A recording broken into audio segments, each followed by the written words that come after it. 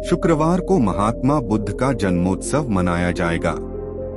बुद्ध के विचारों को जीवन में उतारने से हमारी सभी समस्याएं खत्म हो सकती हैं, अशांति दूर होती है और मन शांत हो जाता है।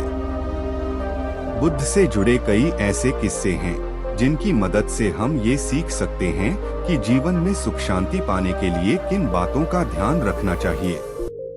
यहाँ जानिए एक ऐसा किस्सा जिसमें बुद्ध ने समझाया है कि दूसरों को हम हमारी बातें किस तरह समझा सकते हैं। गौतम बुद्ध का एक नाम तथागत भी है। तथागत नियमित रूप से अपने शिष्यों को और अन्य लोगों को उपदेश दिया करते थे।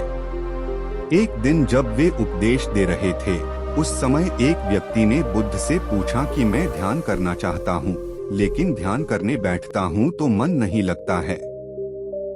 बुद्ध ने कहा कि फिर से कहिए, आपने जो अभी कहा है। गौतम बुद्ध की सीख, किसी को कोई बात समझानी हो तो ऐसे समझाएं कि उसकी सभी शंकाएं दूर हो जाएं। बुद्ध ने कहा कि एक बार और बोलिए। व्यक्ति ने फिर से वही बात कह दी। इस बार बुद्ध ने कहा कि अब मैं आपके प्रश्न का उत्तर देता हूँ। मन में विचारों के अभाव का नाम ध्यान है।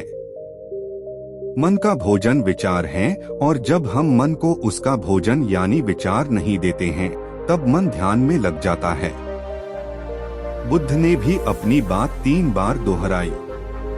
इसके बाद वहां बैठे लोगों ने बुद्ध से पूछा कि आपने इस व्यक्ति से प्रश्न 3 बार पूछा और फिर उसका उत्तर भी 3 बार दिया, ऐसा क्यों? बुद्ध ने कहा कि मेरा अनुभव है कि अधिकतर लोग सिर्फ पूछने के लिए प्रश्न पूछ लेते हैं, हमारा और खुद का समय नष्ट करते हैं। मैं 3 बार प्रश्न इसलिए पूछता हूँ ताकि सामने वाले की गंभीरता मालूम हो जाए।